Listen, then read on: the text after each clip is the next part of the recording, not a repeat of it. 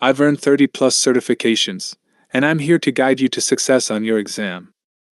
Welcome to the Ultimate AZ-801 Exam Masterclass. Are you ready to crack the AZ-801 exam in one go? You're in the right place.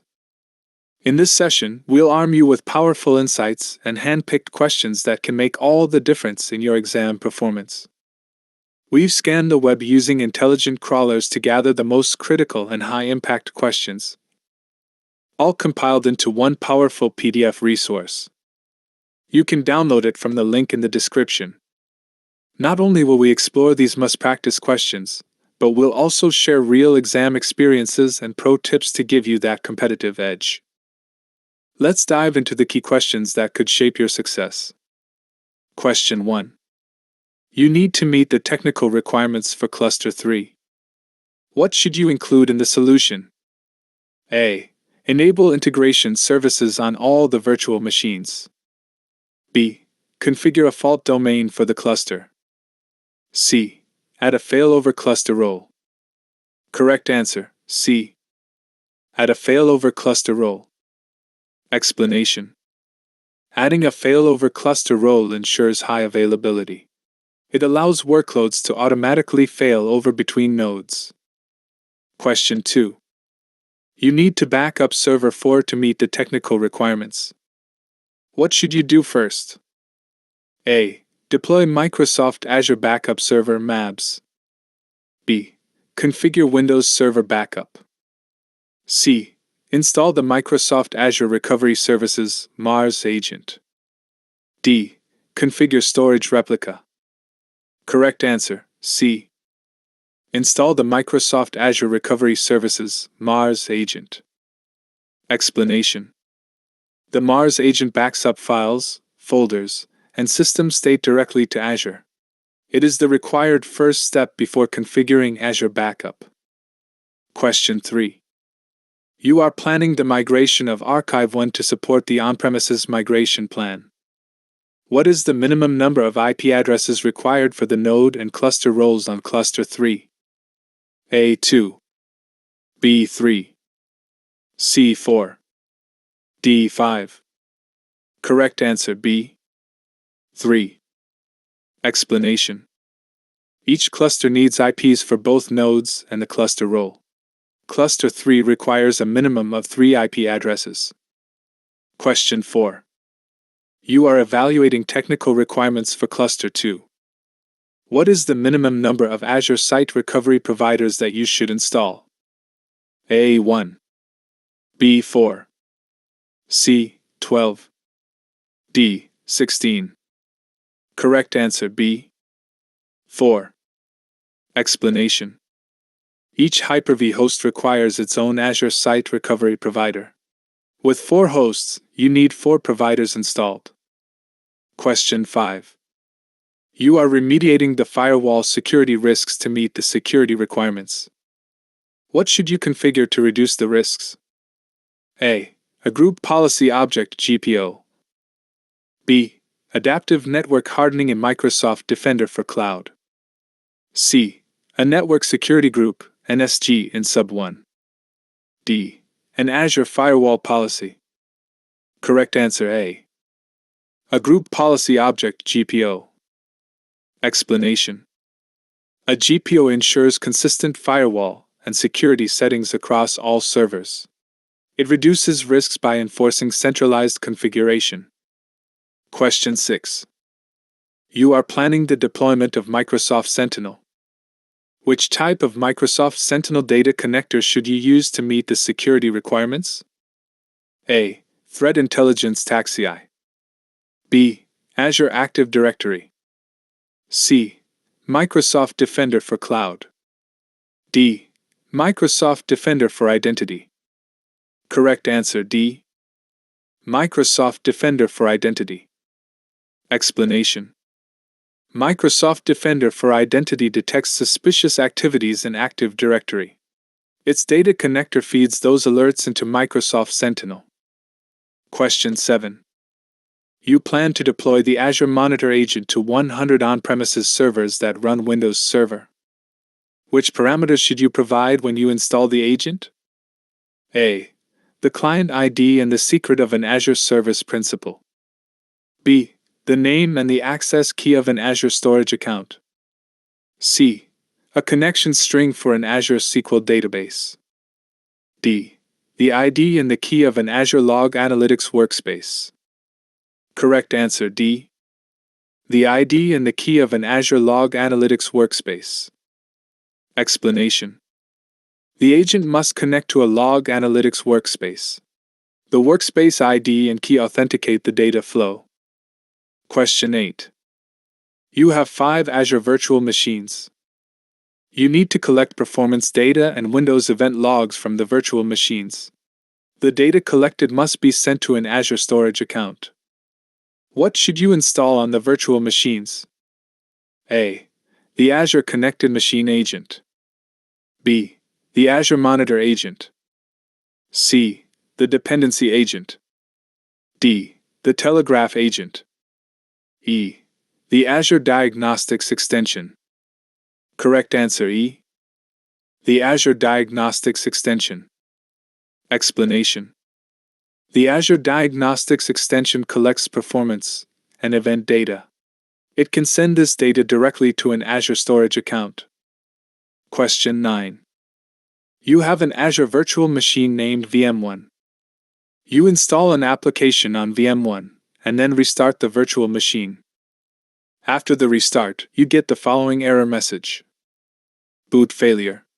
Reboot and select proper boot device or insert boot media in selected boot device. You need to mount the operating system disk offline from VM1 to a temporary virtual machine to troubleshoot the issue. Which command should you run in Azure CLI? A. AZ-VM repair create. B. AZ-VM boot diagnostics enable. C. AZ-VM capture. D. AZ-VM disk attach. Correct answer A. AZ-VM repair create. Explanation. The AZ-VM repair create command attaches the OS disk to a repair VM. This allows troubleshooting while VM1 remains offline.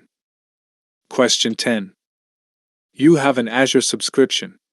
The subscription contains a virtual machine named VM1 that runs Windows Server and uses Azure Disk Encryption.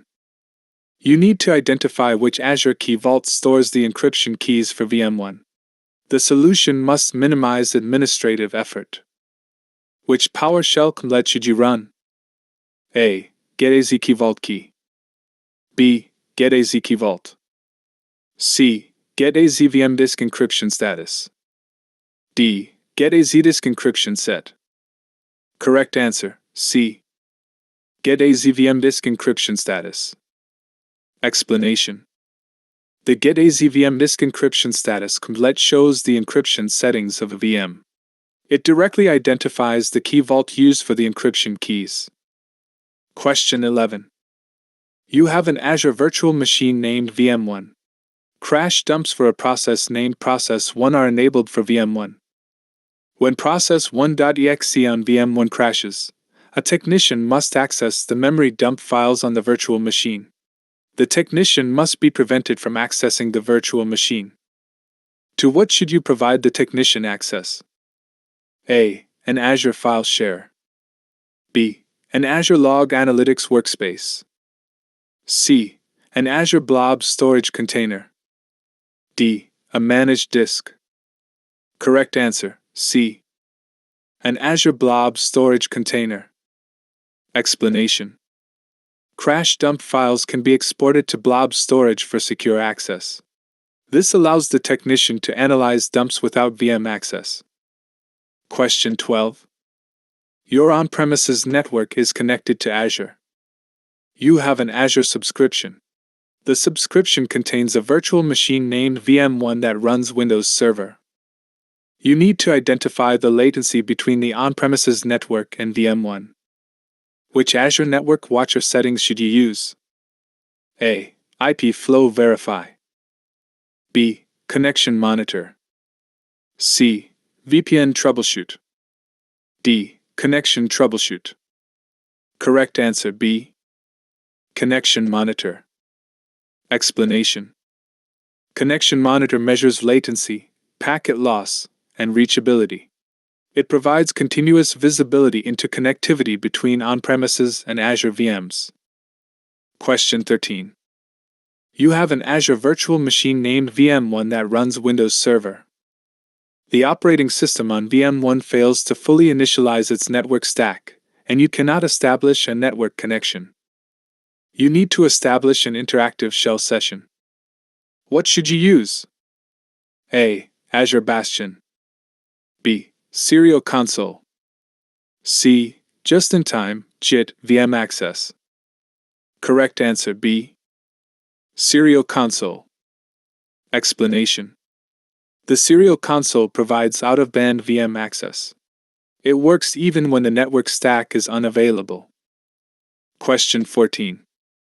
You have an Azure virtual machine named VM1 that has the web server, IIS, server role installed. VM1 hosts a critical line of business, LOB, application. After the security team at your company deploys a new security baseline to VM1, users begin reporting that the application is unresponsive.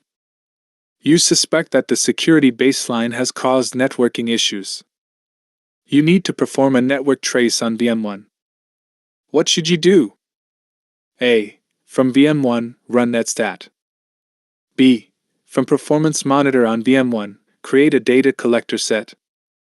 C. From the Azure portal, configure the diagnostic settings for VM1. D. From the Azure portal, configure the performance diagnostic settings for VM1. Correct answer D. From the Azure portal, configure the performance diagnostic settings for VM1. Explanation. Performance diagnostics in the Azure portal captures network traces. This helps troubleshoot connectivity issues caused by new configurations. Question 15. You have 3 servers named Server 1, Server 2, and Server 3 that run Windows Server and have the Hyper-V server role installed. Server 1 hosts an Azure Migrate appliance named Migrate 1. You plan to migrate virtual machines to Azure. You need to ensure that any new virtual machines created on Server 1, Server 2, and Server 3 are available in Azure Migrate. What should you do? A. On the network that has Migrate 1 deployed, deploy a Win server. B. On Migrate 1, set the startup type of the computer browser service to automatic. C. On the DNS server used by Migrate 1, create a global name zone. D. On Migrate 1, add a discovery source. Correct answer D. On Migrate 1, add a discovery source. Explanation. A discovery source ensures newly created VMs are detected by Azure Migrate. This keeps the inventory synchronized. Question 16. You have 5 Azure virtual machines. You have a dedicated Azure storage account to collect performance data. You need to send the collected data directly to the Azure storage account. What should you install on the virtual machines? A. The Azure Connected Machine Agent. B. The Telegraph Agent. C. The Dependency Agent. D. The Azure Monitor Agent. E. The Azure Diagnostics Extension. Correct answer E. The Azure Diagnostics Extension. Explanation. The Diagnostics Extension sends performance counters and logs directly to a storage account. It is the right choice for this requirement. Question 17. You have a server named Server 1 that runs Windows Server. You need to ensure that only specific applications can modify the data in protected folders on Server 1. Solution. From virus and threat protection, you configure controlled folder access. Does this meet the goal? A. Yes. B. No. Correct answer A. Yes. Explanation. Controlled folder access restricts which applications can change files in protected folders. This meets the security goal. Question 18. You have a server named Server 1 that runs Windows Server. You need to ensure that only specific applications can modify the data in protected folders on Server 1. Solution. From virus and threat protection, you configure tamper protection. Does this meet the goal? A. Yes. B. No. Correct answer B. No. Explanation. Tamper protection prevents changes to Defender settings. It does not control application access to protected folders. Question 19. You have a server named Server 1 that runs Windows Server. You need to ensure that only specific applications can modify the data in protected folders on Server 1. Solution. From App and Browser Control, you configure the exploit protection settings.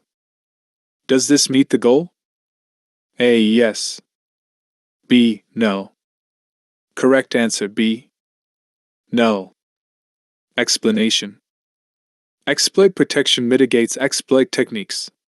It does not enforce application-based folder access restrictions. Question 20. You have an Azure virtual machine named VM1 that runs Windows Server. You plan to deploy a new line of business (LOB) application to VM1. You need to ensure that the application can create child processes. What should you configure on VM1? A. Microsoft Defender Credential Guard. B. Microsoft Defender Application Control. C. Microsoft Defender Smart Screen. D. Exploit Protection. Correct answer D. Exploit Protection.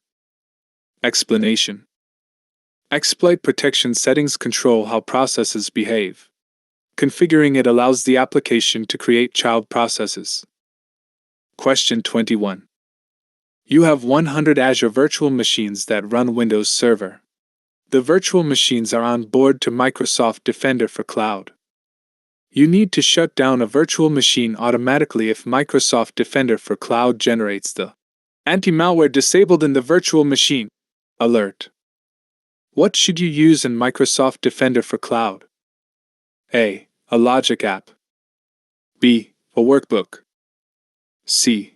A security policy. D. Adaptive network hardening. Correct answer A. A logic app. Explanation. Logic apps can automate responses to Defender alerts. They allow custom actions like shutting down a VM when a threat is detected. Question 22. You have a Microsoft Sentinel deployment and 100 Azure Arc-enabled on-premises servers. All the Azure Arc-enabled resources are in the same resource group. You need to onboard the servers to Microsoft Sentinel. The solution must minimize administrative effort. What should you use? A. Azure Automation. B. Azure Policy. C. Azure Virtual Machine Extensions. D. Microsoft Defender for Cloud. Correct answer B. Azure Policy. Explanation. Azure Policy can automatically deploy required extensions to Arc servers. This minimizes manual onboarding work. Question 23. You have an on-premises Active Directory Domain Services (ADDS) domain that syncs with an Azure Active Directory (Azure AD) tenant by using password hash synchronization. You have a Microsoft 365 subscription. All devices are hybrid Azure AD joined. Users report that they must enter their password manually when accessing Microsoft 365 applications. You need to reduce the number of times the users are prompted for their password. What should you do? A. In Azure AD, configure a conditional access policy for Microsoft Office 365. B. In the DNS zone of the ADDS domain, create an auto-discover record. C. From Azure AD Connect, enable single sign-on SSO. D. From Azure AD Connect, configure pass-through authentication. Correct answer, C. From Azure AD Connect, enable single sign-on SSO. Explanation. Enabling SSO allows users to authenticate seamlessly using their AD credentials. This reduces repeated password prompts. Question 24. You have an Azure subscription that has Microsoft Defender for Cloud enabled. You have 50 Azure virtual machines that run Windows Server. You need to ensure that any security exploits detected on the virtual machines are forwarded to Defender for Cloud. Which extension should you enable on the virtual machines? A. Vulnerability Assessment for Machines. B. Microsoft Dependency Agent. C. Log Analytics Agent for Azure VMs. D. Guest Configuration Agent. Correct answer A. Vulnerability Assessment for Machines. Explanation. The Vulnerability Assessment extension scans VMs for security issues. It forwards detected exploits to Microsoft Defender for Cloud. Question 25. You have 10 servers that run Windows Server in a workgroup. You need to configure the servers to encrypt all the network traffic between them. The solution must be as secure as possible. Which authentication method should you configure in a connection security rule? A. NTLM-v2. B. Pre-shared key. C. Kerberos v5. D. Computer certificate. Correct answer D. Computer certificate. Explanation. Certificates provide strong, secure authentication for IPsec. They are the most secure option for encrypting traffic. Question 26. You have an Azure virtual machine named VM1 that runs Windows Server. You need to encrypt the contents of the disks on VM1 by using Azure Disk Encryption. What is a prerequisite for implementing Azure Disk Encryption? A. Customer lockbox for Microsoft Azure. B. An Azure Key Vault. C. A BitLocker recovery key. D. Data link layer encryption in Azure. Correct answer B. An Azure Key Vault. Explanation. Azure Disk Encryption requires a key vault. The key vault securely stores BitLocker keys used for disk encryption. Question 27. Your network contains an Active Directory Domain Services (ADDS) domain.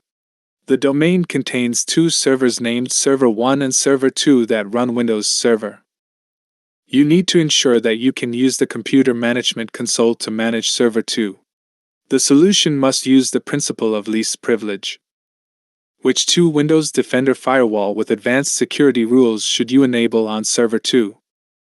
A. The COM+ Network Access DCOM-IN rule. B. All the rules in the Remote Event Log Management group.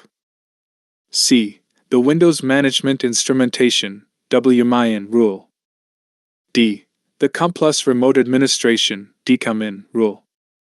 E. The Windows Management Instrumentation DCOM-IN rule. Correct answer A and B. The COM+ Network Access DCOM-IN rule. All the rules in the Remote Event Log Management group. Explanation. Enabling DCOM-IN and Remote Event Log Management rules allows secure remote management. This follows least privilege access principles. Question 28. You have a server that runs Windows Server. The server is configured to encrypt all incoming traffic by using a connection security rule. You need to ensure that Server 1 can respond to the unencrypted tracert commands initiated from computers on the same network. What should you do from Windows Defender Firewall with advanced security? A. From the IPsec settings, configure IPsec defaults. B. Create a new custom outbound rule that allows ICMPv4 protocol connections for all profiles. C. Change the firewall state of the private profile to off. D. From the IPsec settings, configure IPsec exemptions. Correct answer D. From the IPsec settings, configure IPsec exemptions. Explanation. IPsec exemptions allow specific unencrypted traffic. This lets tracered ICMP packets pass while keeping other traffic encrypted. Question 29. You have an Azure virtual machine named VM1. You enable Microsoft Defender Smart Screen on VM1. You need to ensure that the Smart Screen messages displayed to users are logged. What should you do? A. From a command prompt, run winrm quick config. B. From the local group policy, Modify the Advanced Audit Policy configuration settings. C. From Event Viewer, enable the debug log. D. From the Windows Security app, configure the virus and threat protection settings. Correct answer, C. From Event Viewer, enable the debug log. Explanation. Smart Screen activity is captured in debug logs. Enabling this log ensures Smart Screen events are recorded for analysis. Question 30. You have an on-premises server named Server 1 that runs Windows Server. You have an Azure subscription. You need to onboard Server 1 to Microsoft Defender for Cloud. What should you install on Server 1? A. The Azure File Sync Agent. B. The Microsoft Entra Provisioning Agent. C. The Device Health Attestation Role. D. The Azure Connected Machine Agent. Correct answer D. The Azure Connected Machine Agent. Explanation. The Connected Machine Agent onboards non-Azure servers to Defender for Cloud. It enables monitoring and security integration. Please revise full PDF 2 to 3 times for 100% success.